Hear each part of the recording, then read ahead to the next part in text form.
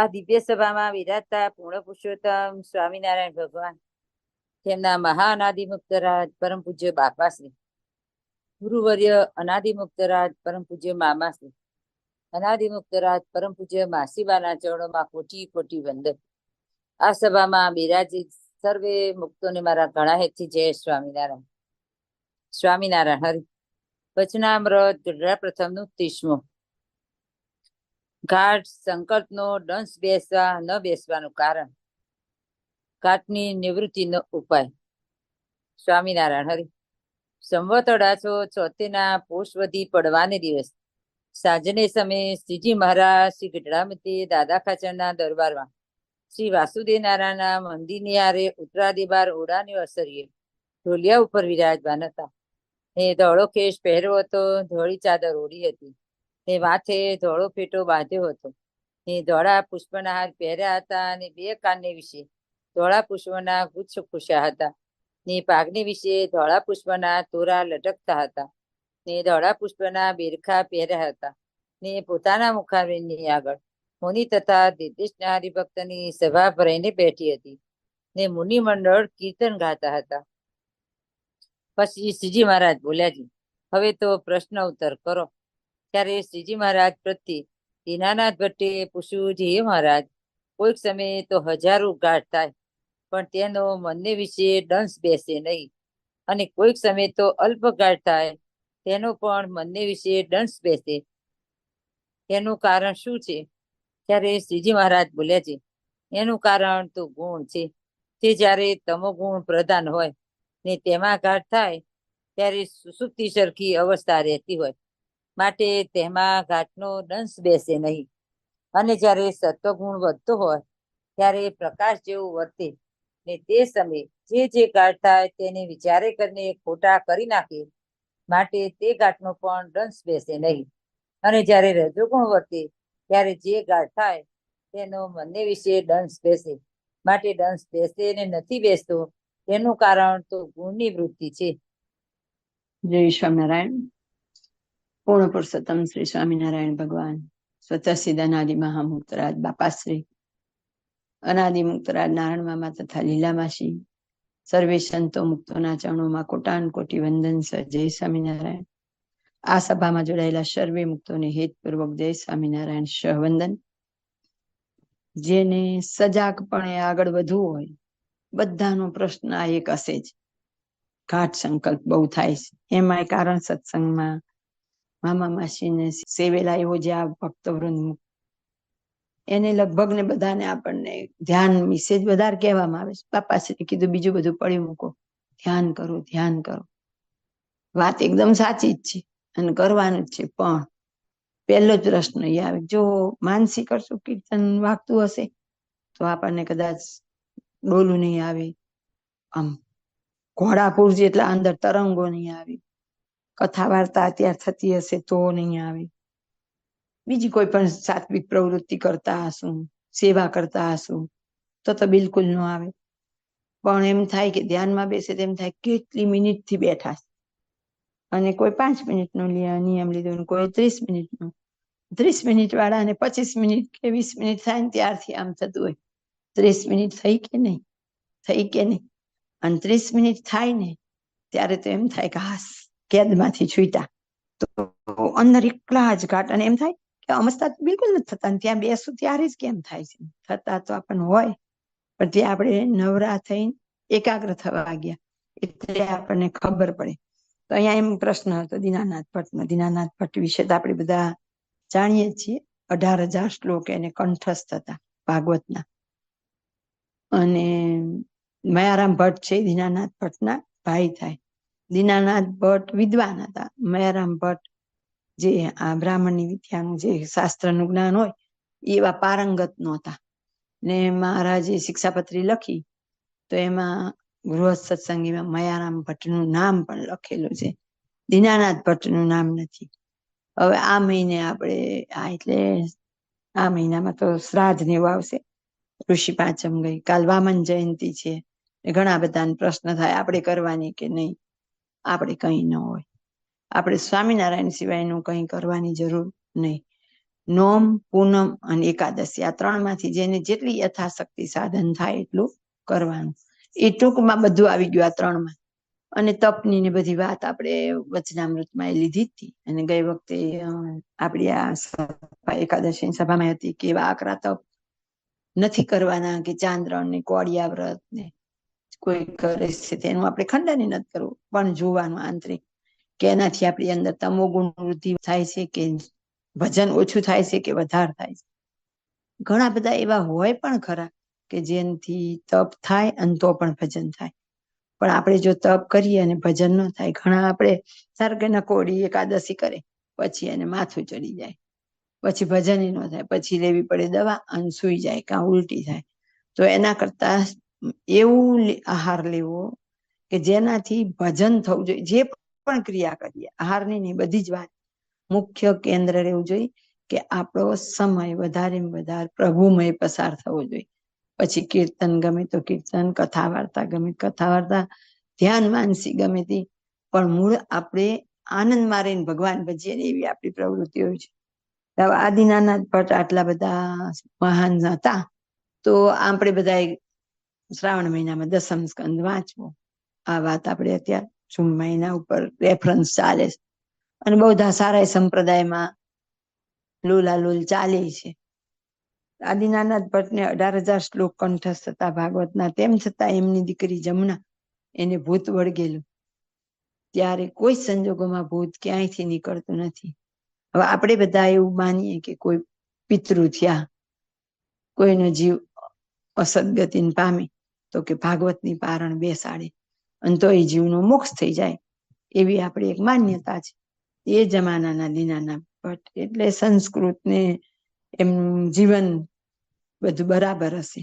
અત્યાર જેવું નહીં હોય, ગલોફામાં તો માવો ભરેલો હોય, શ્લોક તો કયો જતો હોય એને ન ખબર હોય ને આપણને ન ખબર હોય, વર્તન વાણી બરાબર ન હોય, એવા નહીં. ત્યારના વ્યવસ્થિત બ્રાહ્મણ, એમાં સત્સંગી હતા એટલે નિયમ ધર્મ આમ શુદ્ધ જીવન આચરણ એમનું પવિત્ર એવા. તેમ છતાં એમનાથી એક દીકરીમાં વળગેલું ભૂત નીકળતું નથી. તો આજના તો કોઈને 18,000 કંઠસ્થે નહીં હોય, એ તો જે 2, 5, 25 બોલવા પડતા હોય એટલા કરેલા હશે.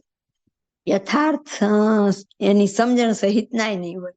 અને એમની પાસે આપણે ભાગવત કરીએ અને પિતૃનો મોક્ષ થઈ જાય. તો આમને તો દ્રષ્ટાંત છે કે એમની દીકરીને ભૂત ન નીકળ્યું. ક્યારે નીકળ્યું? પછી તો ત્યારે તેમને મહારાજ સાથે વાંધો પડેલો હોય છે. પછી છેવટે મહારાજ પાસે જ પાછા આવે છે. અને ત્યારે મહારાજ શું કરે છે?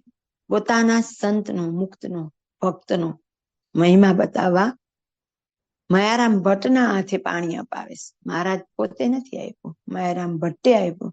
અને એ મયારામ ભટ્ટના હાથના પ્રસાદીના જળથી દીનાનાથ ભટ્ટની દીકરીને વળગેલું ભૂત જતું રહ્યું.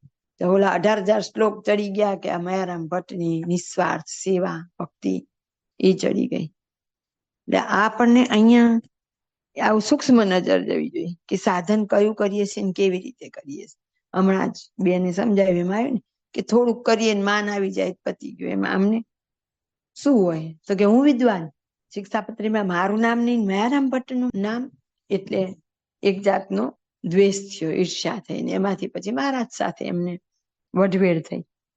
તો અહીં પ્રશ્ન એવો પૂછે છે, ક્યારેક તો મનમાં હજારો ઘાટ થાય તો એ દંશ નથી બેસે, એટલે કે પસ્તાવો આપણને નથી થતો.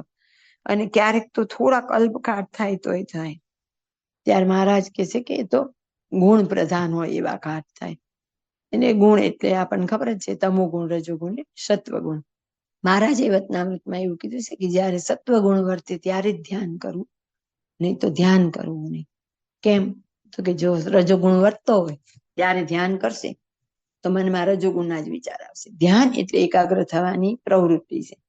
તો જે વસ્તુનું મનન વધારે થશે ને એની પ્રાપ્તિ થઈ જશે. આપણે ધ્યાનમાં શું કરવાનું? મૂર્તિ ધારવાની છે, તો મૂર્તિ દેખાશે. અને પછી જો રજોગુણ તમોગુણના વિચાર જ વધારે હશે તો જે વસ્તુનું ચિંતન કર્યું હશે એની પ્રાપ્તિ થશે. એટલે મહારાજે ના પાડી કે રજોગુણ તમોગુણ વર્તે ત્યારે ધ્યાન કરવું નહીં. તો કે આપણી અંદર જેવો ગુણ વર્તતો હોય એવા ઘાટ થાય. તો કે સત્વગુણ વર્તતો હોય ત્યાં પ્રકાશ જેવું વર્તે, તે સમયે જે ઘાટ થાય તેને વિચારે કરીને ખોટા કરી નાખે. સમજ આમ જાગૃતિ.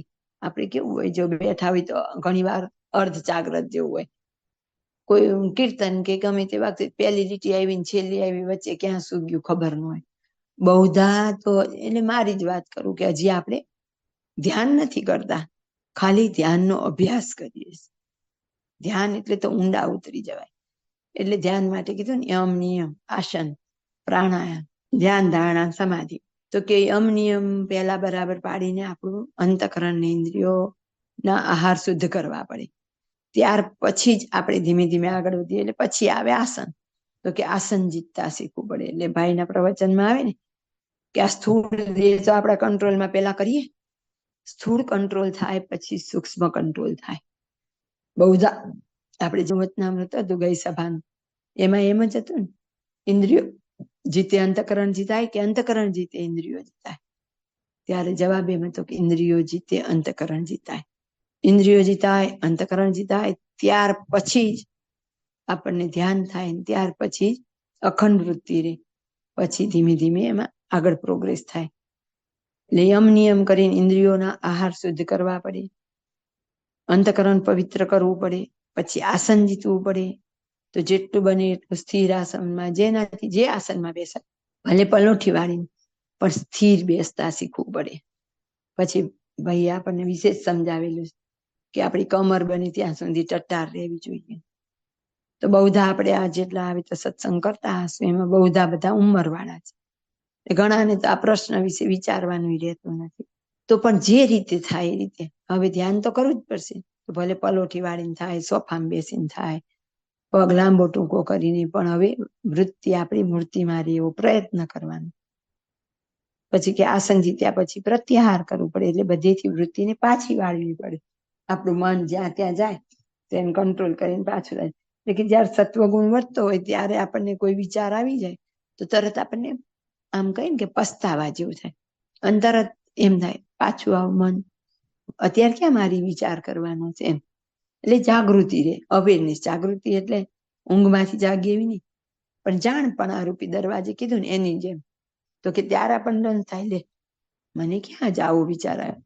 પણ કે જયારે આપણને રજોગુણ વધતો હોય ને એ વખતે રંસ બેસે તો કે એનું બહુ નહીં અસર થાય. કારણ કે એ વખતે તો આપણું મન જ સત્વગુણ નથી. એટલે આપણી સભાનતા નો રહે. જેટલી સભાનતા રહેવી જોઈએ ને એવી સભાનતા નો રહે. આ વચનામૃત આખું આપણે બધા જ જે ધ્યાનના અભ્યાસી છીએ એને અતિશય ઘાટ સંકલ્પ થાય છે ને એના માટે જ છે. કે તો આ ઘાટની નિવૃત્તિ થવાનું કારણ શું આગળ આવશે ત્યારે કહેશે કથા વાર્તા. એ કે છે ને કથા વાર્તા તો ચારો છે, ચારો ચરવો પડે. પણ જેમ પ્રથમના 32માં કીધું કે ચારો કરીને અટકી નથી જવાનું, ચારો ચરીને પછી મૂર્તિરૂપી માળામાં વિરામ કરવાનો છે. એટલે આગળ આપણને એવું સમજાવશે કે આ દંશ બેસે ન બેસે એનું કારણ શું અને એને નિવારવાનો ઉપાય પણ શું. જય સ્વામિનારાયણ. અને બુદ્ધિમાન હોય તો આ વાતને વિચારીને જે સમયે ગાઢ થાય તે સમયે તે ગાઢ સામું જોઈએ. તો પોતામાં જે ગુણ પ્રધાન વધતો હોય તેને ઓળખીએ. ને ઘડી ઘડી પળ પળમાં સૂક્ષ્મ ગાઢ થાય છે તે તો કોઈના ઓળખ્યામાં આવે નહીં. ને તમ જેવો કોઈ બુદ્ધિમાન હોય તો આખા દિનમાં 2, 3, 4 સ્થૂળ ગાઢ થાય તે તેના ઓળખ્યામાં આવે. અને જે ગુણને પ્રધાનપણે પોતામાં ગાઢ થતા હોય તે સામે દ્રષ્ટિ રાખે અને સત્સંગમાં જે ભગવાનની વાર્તા થાય તેને ધાર્યા વિચારા કરે તો આ સત્સંગનો પ્રતાપ એવો છે કે જે ગુણના ગાઢ થતા હોય તે ગાઢની તેને નિવૃત્તિ થઈ જાય છે. ને નિવૃત્તાન થઈને અખંડ પરમેશ્વરના સ્વરૂપનું ચિંતન થાય છે. અને સત્સંગ વિના તો બીજા તથા રજુગુણ આદિ ગુણની નિવૃત્તિ થાય નહીં. અને જો નિષ્કપટપણે કરીને સત્સંગ કરે ને પરમેશ્વરની વાર્તાને ધારે વિચારે તો એ મલિન ઘાટનો નાશ થાય છે. માટે સત્સંગનો પ્રતાપ તો અતિશય મોટો છે. અને બીજા સાધન છે તે કોઈ સત્સંગ તુલ્ય થાય નહીં. કાજે કોઈ સાધન કરીને જે ઘાટની નિવૃત્તિ નથી થતી તેની નિવૃત્તિ સત્સંગમાં થાય છે. તે કારણપણા માટે જેને રજોગુણ સંબંધી મલિન ઘાટ ટાળવા હોય તેને મન, કર્મ, વચને નિષ્કપટપણે સત્સંગ કરો તો સત્સંગના પ્રતાપથી એ ઘાટની નિવૃત્તિ થઈ જશે. ઇતિ વચનામૃત ગઢડા પ્રથમનું 30મું. જય સ્વામિનારાયણ. કીધું ને કે જો અહીં કે બુદ્ધિમાનો એના આખા દિવસમાં 2, 3, 4 સ્થૂળ ઘાટ થાય, બીજાને તો કેટલા બધા સૂક્ષ્મ ઘાટ હોય. કે ક્યારે થાય તો કે ભગવાનની વાર્તાને ધાર્યા વિચાર્યા કરે ત્યારે એના ઘાટ નિવૃત્ત પામે. તો આજે જે અમૃતસરી મામાએ કીધું કે આ વચનામૃતની પારણ ગામો ગામ કરીએ તો કેટલો બધો દ્રોહ ઓછો થઈ જાય. આપણાથી દ્રોહની વ્યાખ્યા એવી થાય કે હું કોઈને ટોકું, કોઈના વિશે નિંદા કરું, કોઈની વાત કરું તો એને આપણે દ્રોહ કર્યો કહીએ, કોઈનું અપમાન કરીએ. ખરેખર ઊંડા ઉતરીને જોઈએ તો મામાએ જે દ્રોહની વ્યાખ્યા કરી છે એ આપણી ધારણા કરતા તદ્દન વિપરીત છે. મામા એમ કીધું, કેટલીક વાર મને ઘણા પૂછે છે, વચનામૃતના 2/3 ભાગમાં આવે દ્રોહ ન કરવો, દ્રોહ ન કરવો. પણ દ્રોહ તે શું? ત્યારે કે બીજાનું ખરાબ થતું હોય અને આપણે જોયા કરવું તે દ્રોહ. જો હવે અહીંયા એટલે કીધું સત્સંગની વાર્તાને ધાર્યા વિચાર્યા કરે. એનો અર્થ કે જે સત્સંગમાં વાત થાય, મોટા મોટો કે મહારાજે જે વાત કરેલી હોય એના ઉપર ચિંતન મનન કરવું પડે. એ શબ્દને પકડવો પડે કે હું દ્રોહ છે એને માનું છું. જ્યારે મામાએ દ્રોહની વ્યાખ્યા શું કરી? તો કે મારી આસપાસ, મારા સાથમાં જે કોઈ હોય એને ભલે કઈ એવું નથી કે બધાને ટોક ટોક કરવું, પણ જેમાં પણ આપણા બાળકનું કેવું ધ્યાન હોય કે એના સારા સંસ્કાર પડે, એમ આપણે જેની સાથે જોડાયેલા એનું હિત ઈચ્છતા હોઈએ તો એનું આપણે ધ્યાન દોરવું જોઈએ. હા, પછી એને ન ગમે તો પછી વાત જુદી છે, પણ શક્ય ત્યાં સુધી આપણે વફાદારીપૂર્વક પ્રામાણિકપણે એવો પ્રયત્ન કરવો જોઈએ. એટલે મામા એવું કીધું કે પ્રથમના 18ની પારણ ગામો ગામ કરવી. બાપાશ્રીએ 273 વચનામૃતનું રહસ્યાર્થ કરેલું છે અને દરેક વચનામૃતનું રહસ્યાર્થ બાપાશ્રી દ્વારા ખુદ મહારાજે જ પીરસેલું છે. મામા દ્વારા, બધા દ્વારા મહારાજે જ પીરસે. તેમ છતાંય બાપાશ્રીએ આ વચનામૃતના રહસ્યાર્થમાં એવી ચોખવટ કરી કે આ મારા મુખે શ્રીજી મહારાજ બોલે છે. મામાનો કહેવાનો અહીં ઉદ્દેશ એવો છે કે આ વચનામૃતની પારણ જો ગામો ગામ થાય તો જીવો રજોગુણ તમોગુણમાંથી નીકળી સત્વગુણ તરફ પ્રયાણ કરે.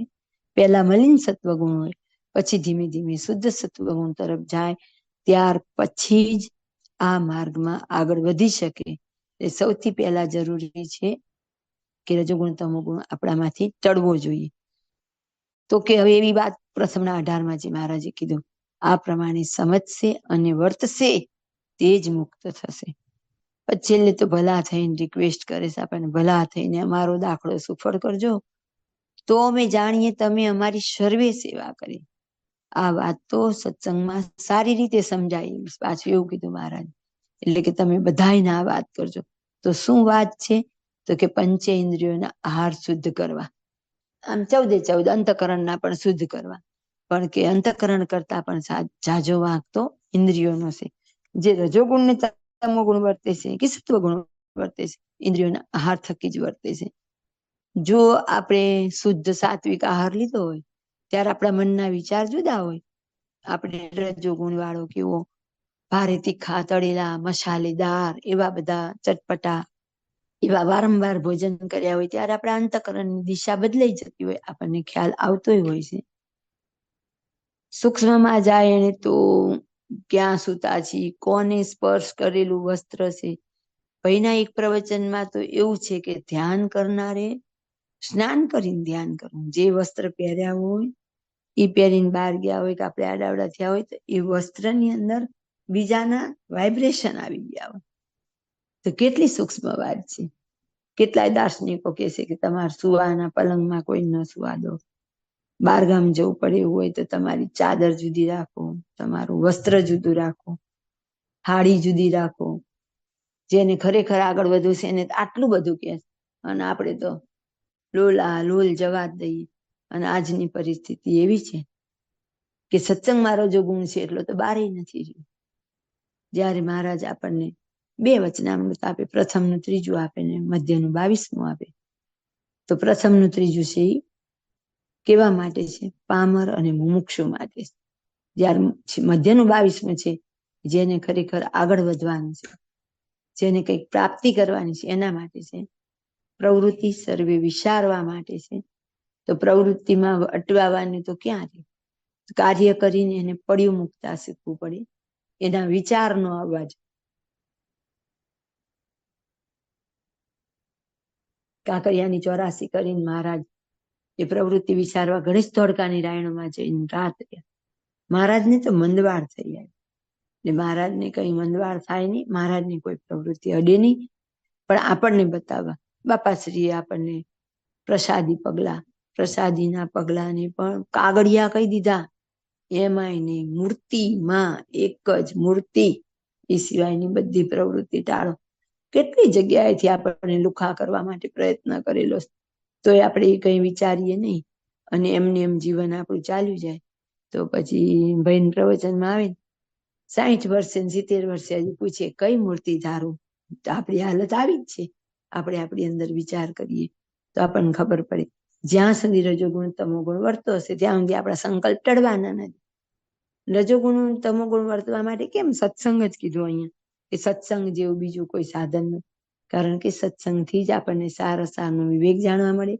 વારંવાર આવી વાત સાંભળીએ એટલે જ્યારે આપણાથી એવી ક્રિયા થાય, ભલે આપણા જીવનમાં લક્ષ્યાર્થ નથી થતું, પણ એ શબ્દ તરત યાદ આવશે.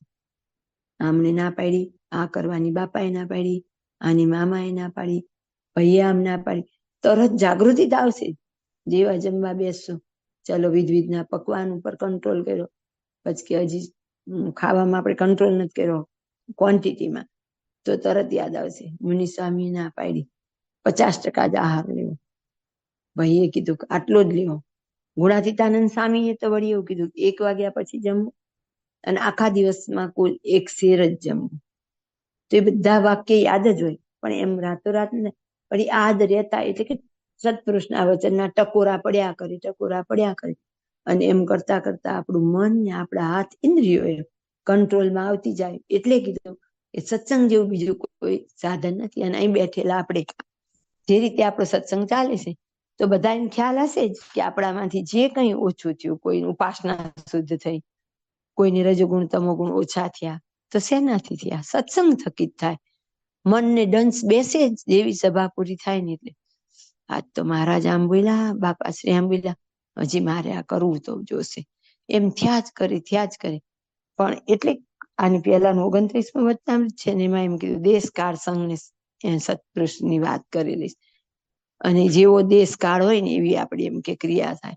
એટલે હવે લોયાના વચનામૃતમાં આપણને એવું કીધું, સત્શાસ્ત્ર થકી અસત્પુરુષની સમજણ અને સત્શાસ્ત્ર થકી સત્પુરુષની સમજણ બે જુદી હોય.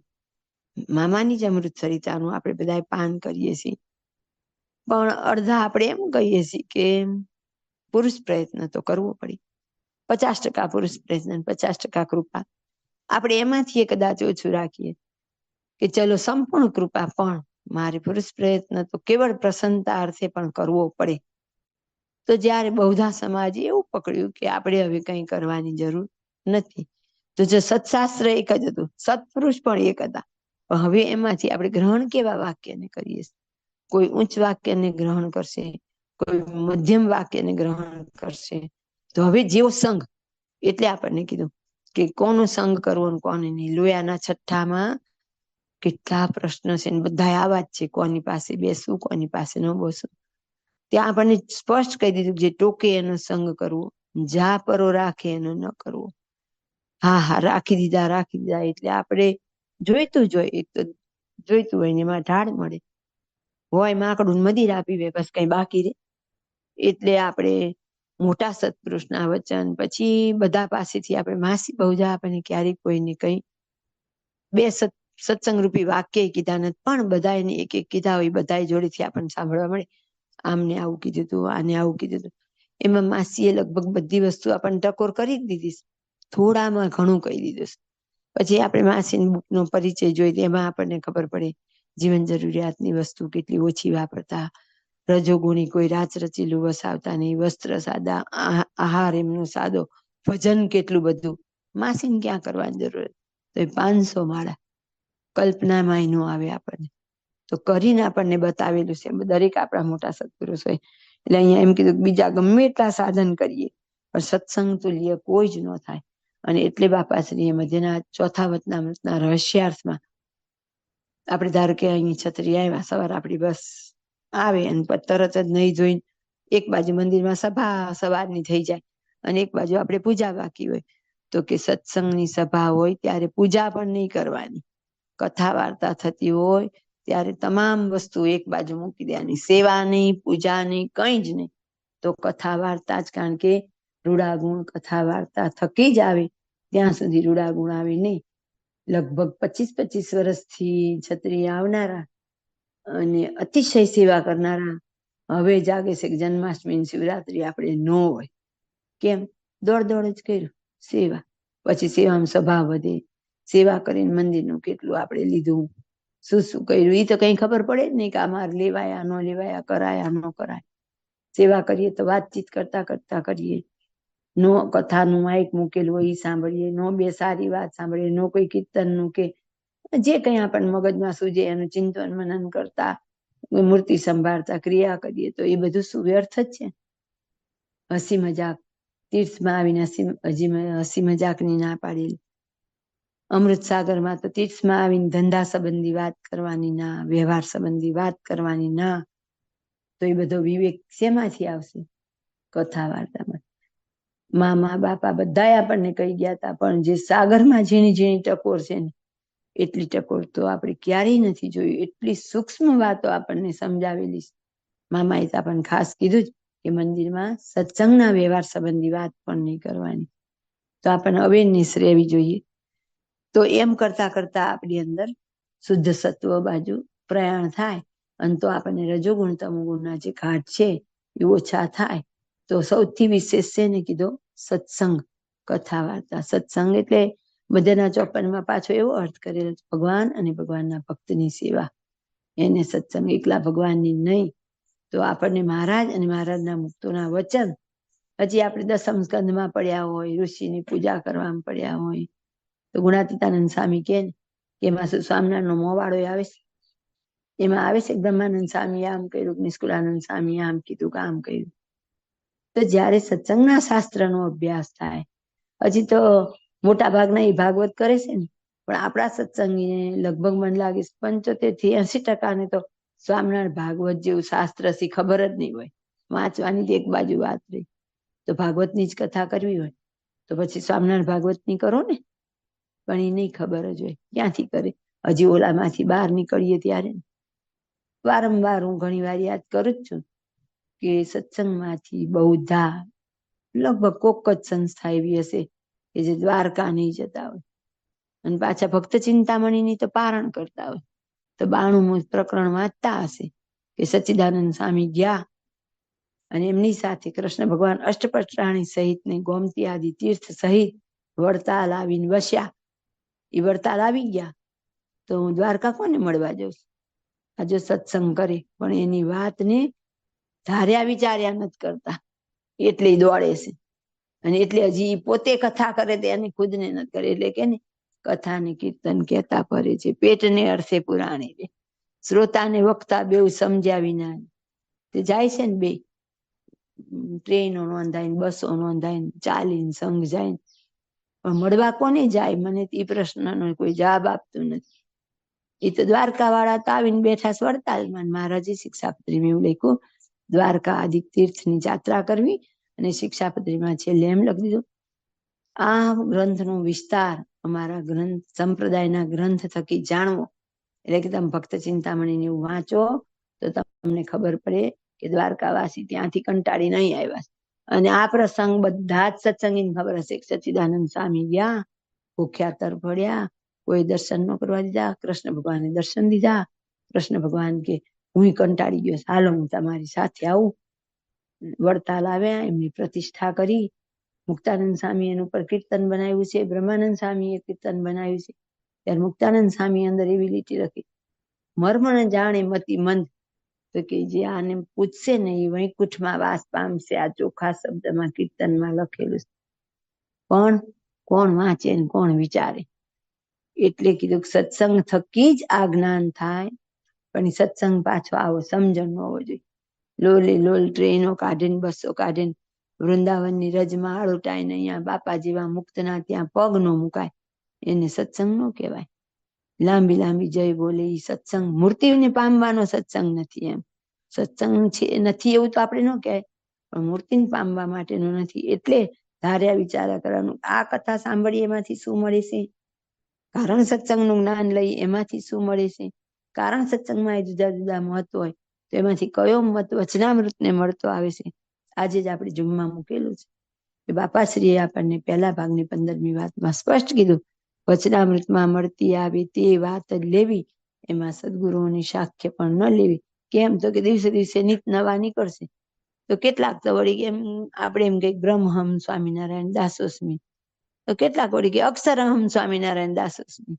એટલે આપણી બુદ્ધિ ચાલવી જોઈએ અને મહારાજ અને મુક્તોના ચરણોમાં પ્રાર્થના એટલે કરવાની કે અમને સત્પુરુષનો બ્રહ્મવેતાનો સંગ આપજો. છેલ્લા વચનામૃતમાં મહારાજે કહી દીધું ને, બ્રહ્મવેતા એવા સાધુનો સંગ. 29મા વચનામૃતમાં પણ એવી જ વાત હતી. એટલે પહેલા તો આપણને સાચા સત્પુરુષ મળવા જોઈએ અને અકારણ કૃપા આપણા કોઈ સાધન દાખલા વગર આપણને બાપા, મામા, માસી, ભાઈ, મુનિસ્વામી, જાદવજી બાપા, સોમચંદ બાપા, આવા બધા મુક્તોનો જોગ થઈ ગયો. એ આપણે કઈ કરવા નહોતા ગયા, એ સેજે સેજે થયો. પણ હવે સોમચંદ બાપા કહેશે ને, ઉઠે મેં એમાં કાળ પડ્યો, તો કે આટલો બધો અનરાધાર વરસાદ વરસ્યો, હમણાં કેટલો વરસ્યો, અને તોય આપણે દુષ્કાળ પ્રવર્તે. કેમ તો કે આપણે કેનાલો નહોતી બનાવી, ડેમ નહોતા બનાવ્યા. એમ જે જ્ઞાનની આપણે સરવાણી થઈ અને આપણે ઝીલીએ નહીં અને બધું સ્ત્રવી જાય તો આપણે એ કાળનો કાળ જ રહે. દરેક મુક્તોની વાતનો આવી રીતે ઊંડા ઉતરી અને ચિંતન મનન કરીએ, એટલે કે ધાર્યા વિચાર્યા કરીએ અને એ પ્રમાણેનું આપણું જીવન કરીએ તો સેજે સેજે કાટ સંકલ્પ ઓછા થશે અને મૂર્તિમાં વૃત્તિ રહેશે. જય સ્વામિનારાયણ.